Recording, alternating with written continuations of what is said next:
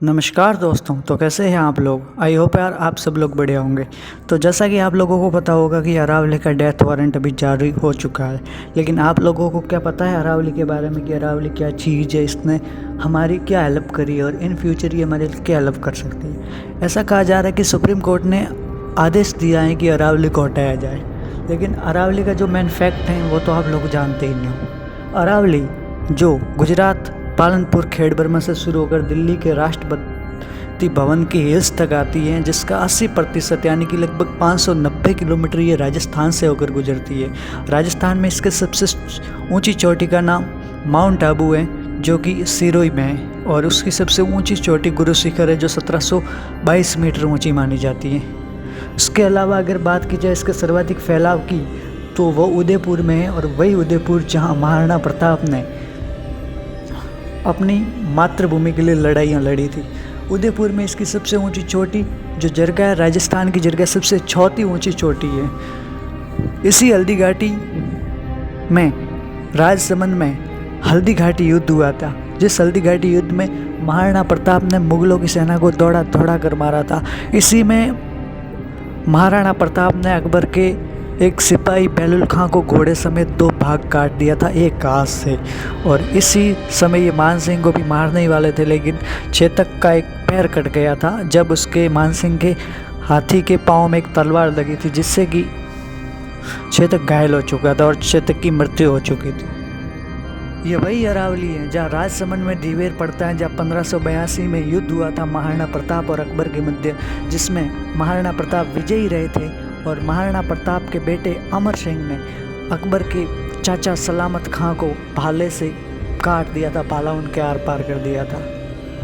ये वही अरावली है जो पूरे राजस्थान को मरुस्थल होने से रोक रहा है, और ये सबसे प्राचीनतम वलित पर्वतमाला है, जो हिमालय से भी कई गुना ज़्यादा अपने लिए यूजफुल है, जिससे कि पूरे राजस्थान में बारिश होती है, सिवाय पश्चिमी राजस्थान के थोड़े से क्षेत्र में जिसमें जैसलमेर जैसे जिले शामिल है। अगर ये हट गई तो दिल्ली, हरियाणा, जिसमें गुड़गांव भी आता है, और पूरा राजस्थान जैसलमेर की तरह मरुस्थल होने में ज़्यादा समय लगेगा ही नहीं। जो दिल्ली में वायु प्रदूषित हैं उसी को स्वच्छ करने का काम भी यही करती है हिमालय, और हिमालय जो है उसी को दिल्ली की जो स्वच्छ वायु है उसका लंग्स कहते हैं, फेफड़े कहते हैं। अगर हिमालय एक बार चला गया तो दिल्ली का तहस नहस तो वैसे भी संभव है। एक बार अगर सोचा जाए इस तरह की अगर हिमालय चला गया तो क्या होगा, तो पहली बात तो हमारे जो पूर्वज हैं वो भी लड़े हैं और हम भी लड़ रहे हैं, और जब तक हर एक राजस्थानी जो बच्चे हैं उन्हें 2 अरावली हालांकि पूरी मुंह पर याद है, तो जब तक उनके अंदर जान है वो कटने नहीं देंगे। लेकिन अगर फिर भी ये कटती है तो पूरी दिल्ली ख़त्म हो सकती है, क्योंकि दिल्ली का प्रदूषण तो आपको पता ही है, कोहरा मचा रहता है, और अगर एक बार अरावली चली गई तो फिर क्या ही हो सकता है, आप सोच सकते हैं इसके बारे में। अरावली में बहुत सारे मिनरल्स पाए जाते हैं, जैसे कि संगमरमर, वही संगमरमर जिससे कि मंदिर बनते हैं और ताजमहल बना हुआ है, जो मकराना से खोद कर निकाला जाता है। इसके अलावा उदयपुर और राजसमंद में मेनली पत्थर निकाले जा रहे हैं, अभी भी खदान हो रही है। इसके अलावा गुजरात का एक ज़िला है बनासकांठा, वहाँ पर भी ये सब हो रहा है, और महेंद्रगढ़ जो ज़िला हरियाणा का है वहाँ पर भी जो खुदाई है वो चालू है। वैसे आप लोग अरावली के बारे में क्या सोचते हैं, और आप लोगों को अरावली के बारे में क्या क्या पता है, एक बार कमेंट में ज़रूर बताएं। और अगर आपको वीडियो अच्छा लग रहा है तो चैनल को सब्सक्राइब कर दे, वीडियो को लाइक कर दे। ऐसे वीडियोस देखने के लिए वीडियो को ज़्यादा से ज़्यादा शेयर करें, ताकि अरावली को हम बचा सके, अरावली की रेंज को बचा सके। वैसे आप लोग क्या कभी अरावली गए, ये भी साथ ही साथ हमें ज़रूर बताएं।